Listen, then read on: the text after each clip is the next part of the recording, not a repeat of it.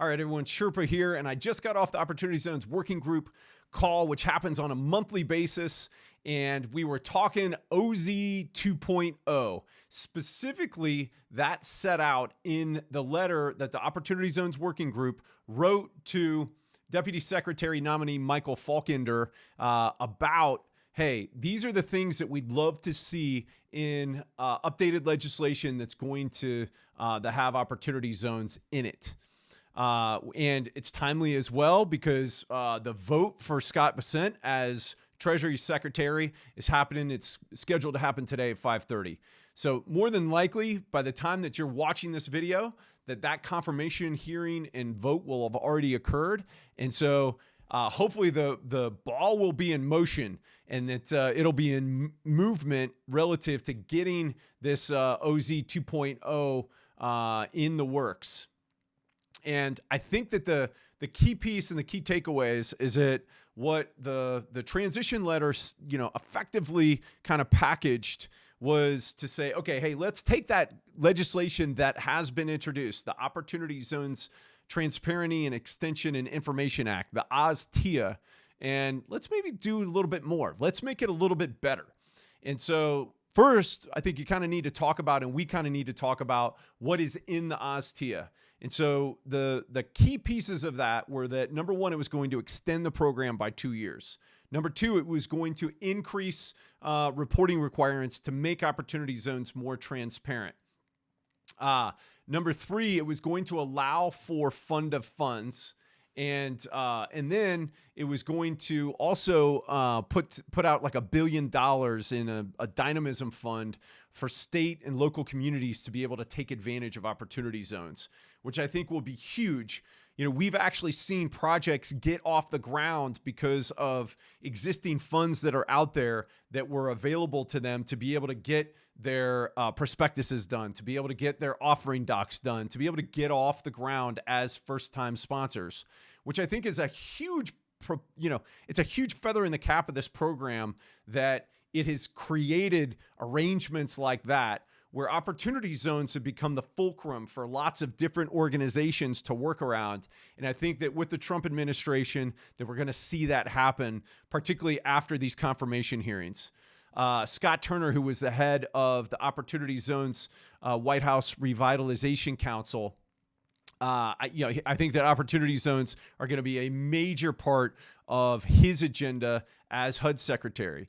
And I think that we can see, and once again, like if that happens again, that President Trump is going to make sure that all cabinet positions are doing something relative to advancing the ball in developing opportunity zones, which becomes really exciting because once again, it gets back to where they become that pivot point. They become that fulcrum and that rallying cry for different kind of disparate organizations to come together and to be able to harness their resources in order to create impact in the areas that need it most.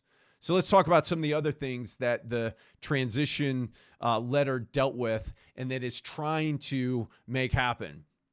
Is that they want to, in addition to the fund of funds, they want to try to take some of the provisions that were proposed by the Rural Opportunity Zone and Investment Act that was put on the floor in order to encourage investment into rural opportunity zones.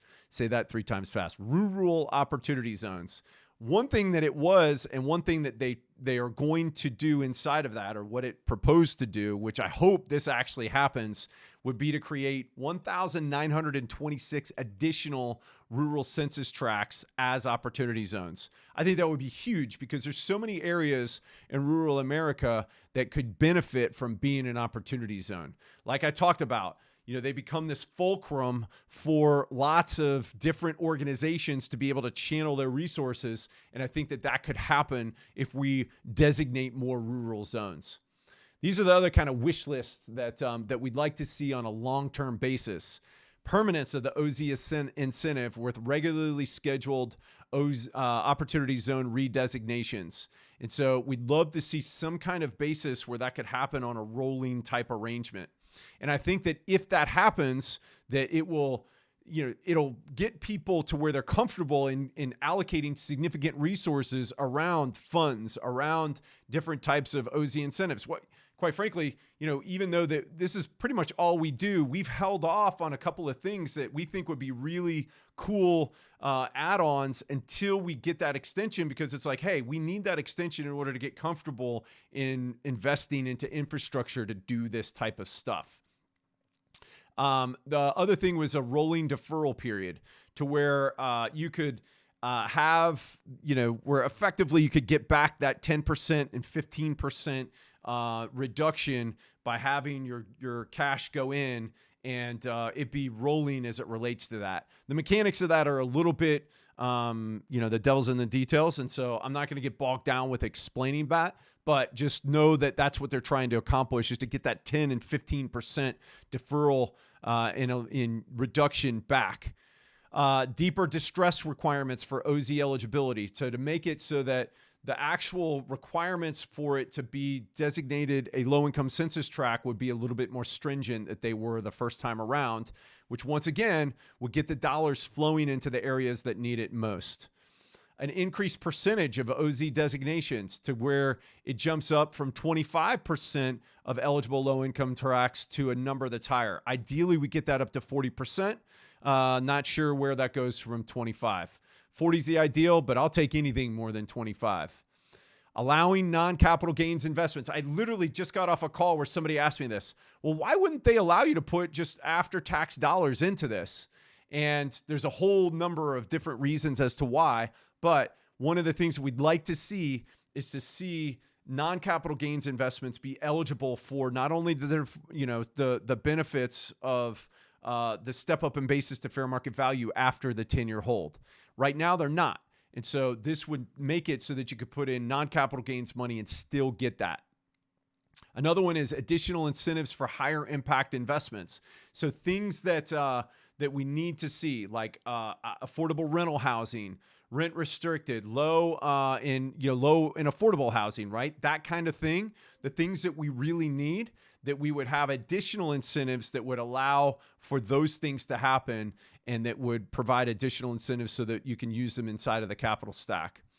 This is a big one too. Interim gain reinvestments. So if you sell prior to 10 years, being able to take that cash and reinvest it into an opportunity zone deal and not have to deal with, okay, what portion of that is taxable? What portion of that is not? What portion is eligible for reinvestment? It would straighten that out and would allow it to be able to go back into the zones, which once again increases, it goes along with the incentive of the program, which is to get dollars into these zones. And I'd be a huge fan of that, because that's one of the things that people ask me about all the time. And a lot of times, if they sell before the 10 years, instead of reinvesting, I was like, you know what, if we're gonna have to pay the taxes on the gain, let's just go ahead and crash it out, because we don't want to have to deal with it. But this would allow them to be able to roll that into another deal, which I think would be huge. This is another one, allowing non-qualified property to qualify with substantial improvements. Right now, if you buy an existing building and it's a bad asset, so you buy it from a related party, that becomes a bad asset. And even though you would do this massive amount of improvements to it, you won't be able to have those improvements qualify. And they want to fix that, which I think is really cool. And I'd love to see that. I'd love to see that happen. The final thing is that they'd love to see changes to improve effectiveness of combining OZs with other existing community development tax incentives, like new market tax credits and low-income housing tax credits, and then also historic tax credits. The structure on those deals can be very, very difficult to integrate opportunity zones because of like how things have to happen and how you have to structure those deals. And so they wanting to streamline that so that way you can get more crossover between those programs. And crossover is good because when you stack incentives, it just encourages people to go after those deals. And that's what the Opportunity Zone program is all about. It's about getting the attention of private capital, getting it off the sidelines, and directing it into the areas and into the projects that need it the most. And that's what the original legislation has really effectively done. And so if we've got the opportunity to be able to jump in there and to revamp it into kind of this 2.0 arrangement, that's exciting because it's going to, I mean, this program has already generated a massive amount of private capital into those kinds of investments. Let's make it better. And so you go talk to your congressman, talk to the folks that are the decision makers relative to this. Get your opportunity zone projects out there into the public eye so that people can see what's happening within this.